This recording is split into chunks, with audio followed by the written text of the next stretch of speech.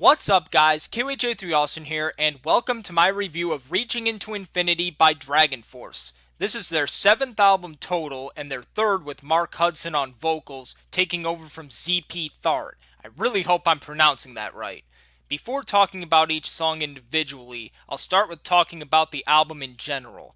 The two things DragonForce are most known for are their fantasy-based lyrics and their ultra-fast guitar work. Guitar Hero fans can certainly attest to the latter of those. While much of Reaching Into Infinity is fast, I would say it contains the most slow and medium sections since their first album, Valley of the Damned. Although compared to that album, there's a ton more variety here. So let's get into the track list. Reaching Into Infinity. The opening title track is a brief instrumental which gets you comfortable with a slow yet ambient guitar. It serves to set the tone of the album before segueing into Ashes of the Dawn. This is that single-worthy track which usually starts DragonForce's albums, only in the number 2 slot this time. The guitar is catchy, and the lyrics talk about overcoming hardship and rising up to do what's right. A very motivational message. Judgment Day. This one starts with a very airy and uplifting feel, then quickly turns into DragonForce's signature speed. It switches between the two a few times, and very well in my opinion. I also like the keyboard used during the guitar solo. The lyrics, as the title suggests, are about humanity's eventual day of judgment. Not the best song on the album, but not bad either. Astral Empire. The speed of the vocals really competes with the speed of the instruments here, with a melodic bridge in the middle. Some nice sound effects are used, and the guitar is certainly head-thrashing worthy, but it's pretty much an average DragonForce song. Curse of Darkness. Is it just me, or does the chorus of this song sound very similar to Light of the Day by Crush 40? I only bring it up because DragonForce and Crush 40 are often compared to each other, and I wonder if they know that too. I'm not criticizing DragonForce if they did take from Crush 40, because both bands are awesome. As for the song itself, my favorite part is the bridge, and how it contrasts with the rest of the song. Silence. The title is terrible for describing this song, but it is more the speed of rock than metal. The lyrics are pretty sad actually, talking about being at the end of life and being close to seeing a dead loved one again. Although, I think that concept would have been more powerful if the song was just a bit slower, like if the chorus stayed the same as the verses. Still a decent song though. Midnight Madness. It's catchy and has a nice flow throughout, but my favorite part is the chorus, where it slows down and gets kind of bassy. The line, "We're the masters of the stars and of all time," gives me such chills because DragonForce is that good of a band. No wonder this one was given a video, even though it was just, studio outtakes. War.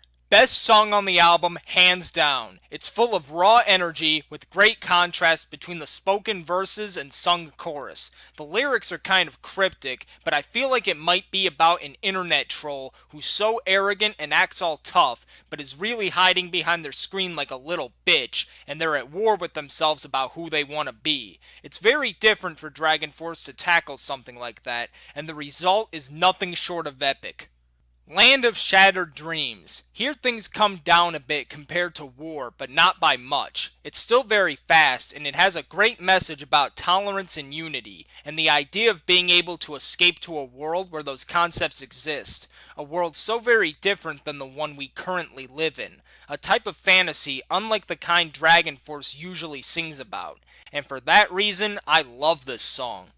The Edge of the World. At the time of this review, this is DragonForce's longest song at 11 minutes and 3 seconds. Based on the runtime and even the title, it clearly seeks to be an epic, and I would say it succeeds.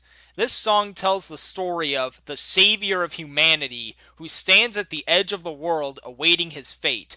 As far as tempo, this song is all over the place, but that's not a bad thing. It showcases all of DragonForce's different styles in one focused piece of work. The majority of the song drives forward nicely, telling its story with a sense of awesomeness. The middle section begins with a slow guitar solo and then changes into death metal screaming. I believe this sudden change gives the sense that the world was once peaceful and is suddenly filled with darkness. The ending leads out slowly, giving resolution to the story and concluding one of DragonForce's most ambitious songs. Our Final Stand. This is the last song on the standard edition of the album, and it makes for a good finale if that's the version you have. It's uplifting and once again shows off a vast range of styles and speeds. The lyrics more or less sum up all the themes of the album: freedom, unity, overcoming hardships, etc. It still feels epic, but just slightly more humble than the last few songs. Hatred and Revenge. Being the first deluxe song of the album, I think it's much better than Our Final Stand. It's more moving and catchy and has much more energy overall. I like the start-stop of the guitar during the verses, and it's impossible for me to keep my head still during the chorus. I also enjoy hearing the chant of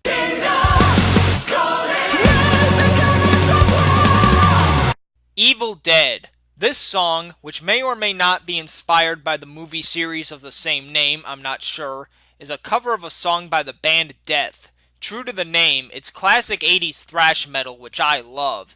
It's cool to hear DragonForce emulating that style of metal rather than their normal speed and power metal. I like how the song ends by sounding like an 80s arcade game like Galaga. My only problem with the song is that it's too short. Even just one more minute would have been nice. Now, unless you live in Japan, this really is the final song. But if you do live in Japan, then you have Gloria. Thanks to YouTube, I was able to hear this song to review. Another cover, this time the original song is by a Japanese rock band called Ziggy.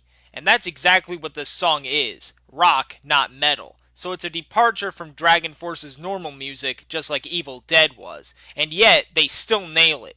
Gloria is an emotional power ballad, obviously about a woman named Gloria and the singer's need for her love. It's not my favorite song, but it's still a good listen nonetheless. So in conclusion, I'm going to give Reaching into Infinity an 8 out of 10. It's an awesome display of DragonForce's ability to explore different styles aside from their power metal roots, while still holding on to their roots just enough. Although I will admit, I'd rather listen to Sonic Firestorm and Inhuman Rampage over this album. So that's it for my review of Reaching into Infinity by DragonForce. Thank you all for watching, please like, comment, and subscribe, and until next video, peace out.